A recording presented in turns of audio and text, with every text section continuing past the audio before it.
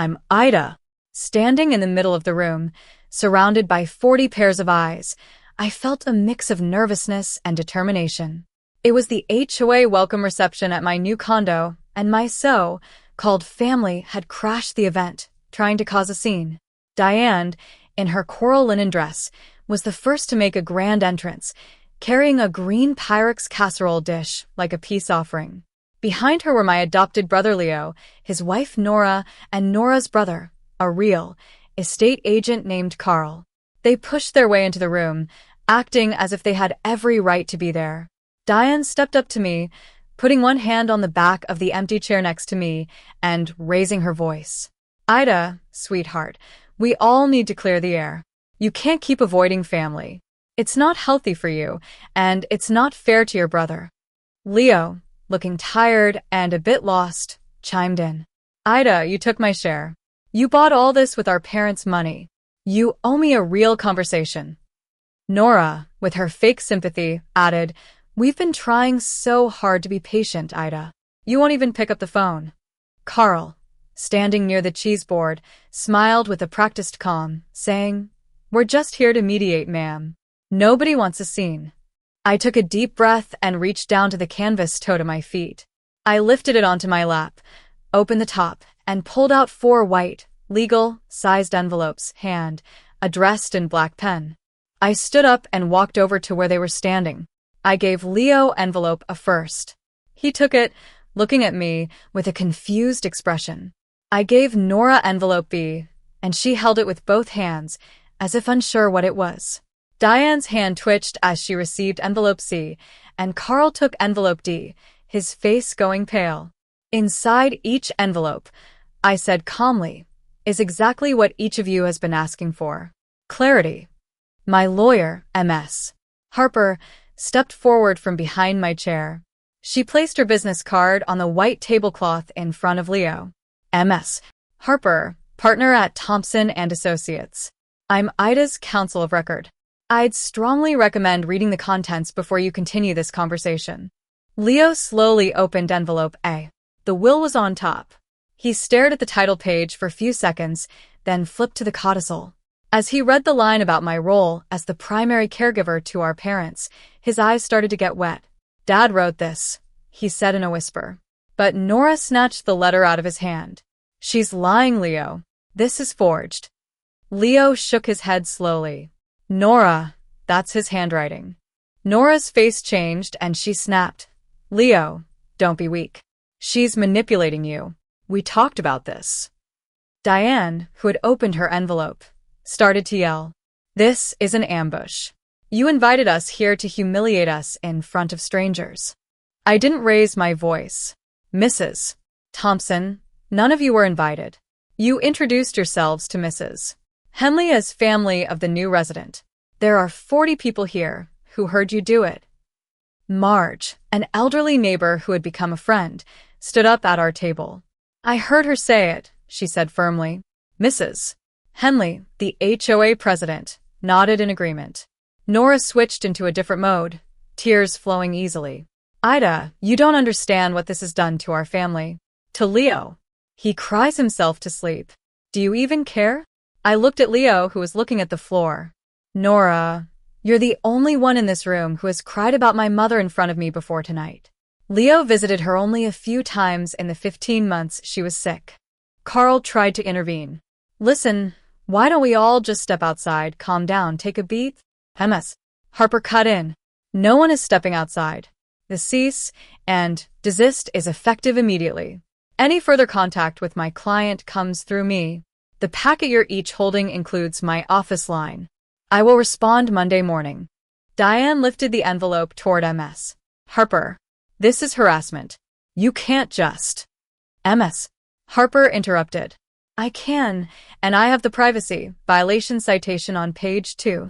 Diane went silent. I looked at all of them and said quietly, the lockbox said everything. You just refused to read. Then I turned and walked back to my table, sitting down between Marge and MS. Harper. After a few seconds, Nora grabbed Leo's elbow and pulled him toward the doors. Diane snatched up her purse and Carl, still holding the Pyrex dish, followed them out.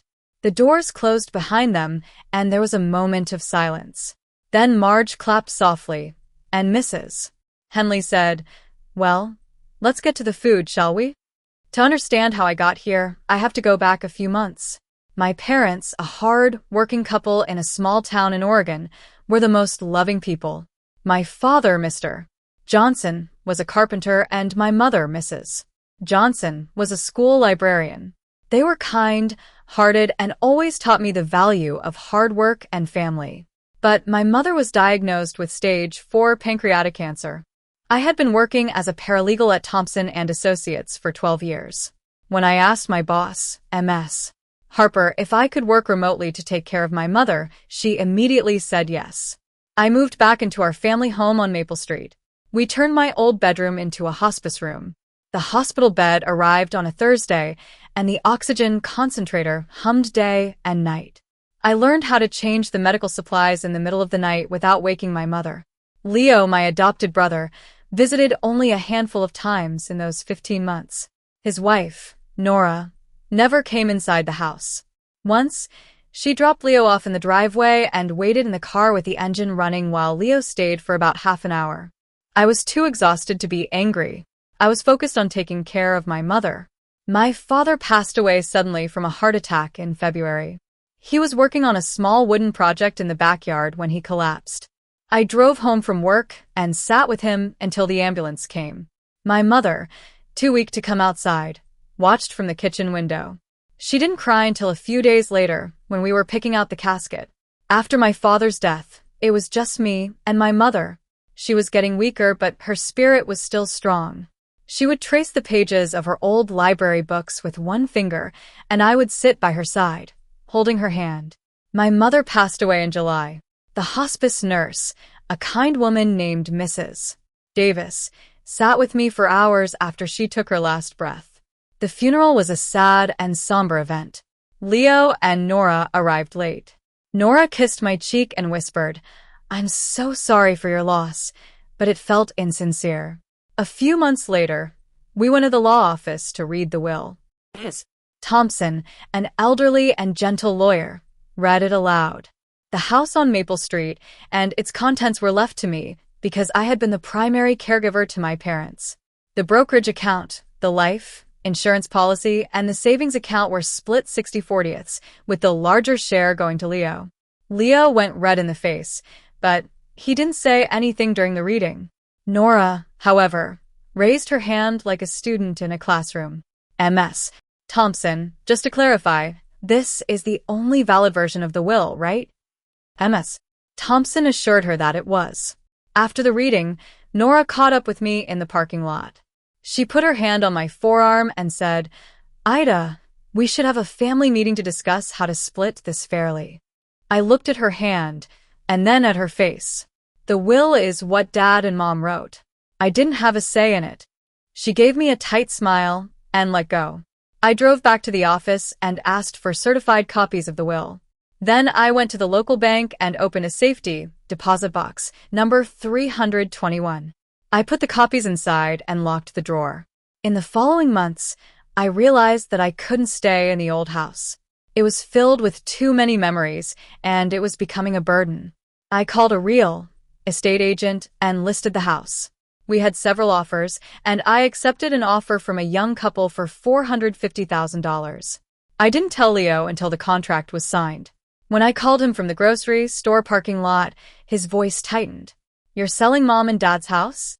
I replied, "It's mine by the will, and I can't live here anymore. I'm using my share to buy a place on the coast." There was a long pause, and then I heard Nora in the background. Leo came back on the line and said, "Honey, we need to talk about that money. Nora and I have been thinking about a few things, and we could really use." I interrupted him. "I have to go. I'm at the grocery store." And I hung up. I packed up the house in a few weeks and found a small one-bedroom condo in Cannon Beach. I closed the deal for $360,000. The condo was 2 blocks from the ocean, and it had a small balcony where I could watch the waves.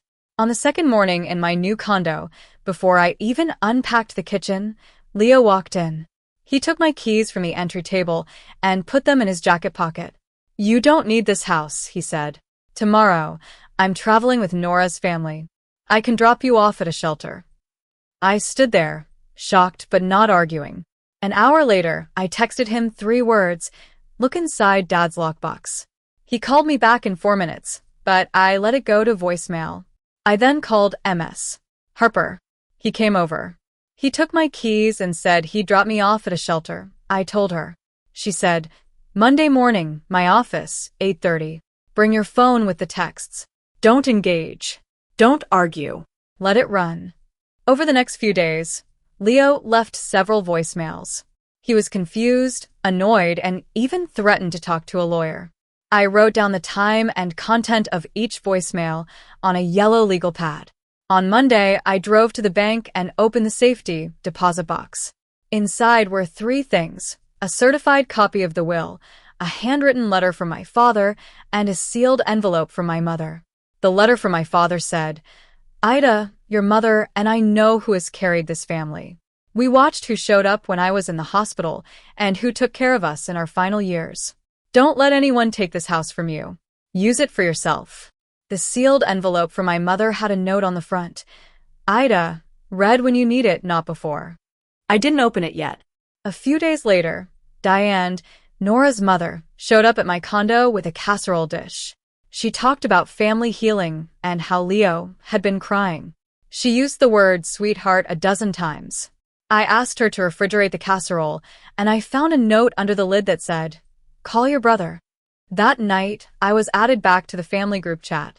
There were messages from Leo, Nora, Diane, Carl, and some of their other relatives. They were worried about me, but some of the messages were also passive-aggressive. MS. Harper drafted 4 Cs and desist letters, 1 for each of them. She itemized the unauthorized acts, such as Leo entering my home and taking my keys, Nora's unauthorized real estate listing draft, Diane's spreading of false information about me, and Carl's unauthorized solicitation. On the day of the HOA reception, I was ready. I wore my mother's pearl earrings and a simple navy dress. Marge, my neighbor, had saved a seat for me at her table. Harper was there, too, in a black blazer. And then, as I expected, Leo, Nora, Diane, and Carl showed up. They tried to create a scene, but I was prepared. I presented them with the cease and desist letters, and the truth finally came out. In the following 28 days, the letters were served by certified mail. Leo hired a lawyer, but the lawyer told him to stop talking and not to pursue the matter further. Nora unfollowed me on social media, and Carl's draft listing disappeared from the real estate portal. Diane sent me an apology card, and Leo sent me an email saying he was sorry for not reading Dad's letter earlier. On the 29th day, I opened the cedar lockbox one more time. Under the felt liner, I found a small velvet pouch. Inside was my mother's silver locket, which I thought had been sold at the estate sale. There was a note on the back of the pouch that said, "You are always enough by yourself. Don't forget, love, Mom." I put the locket on, and it felt like a piece of my mother was with me. Family isn't about blood or last names. It's about who stands by you in difficult times and who respects your boundaries. I've learned that lesson the hard way, but I'm stronger because of it. If this story reminds you to set boundaries and protect your rights, leave a comment and hit subscribe.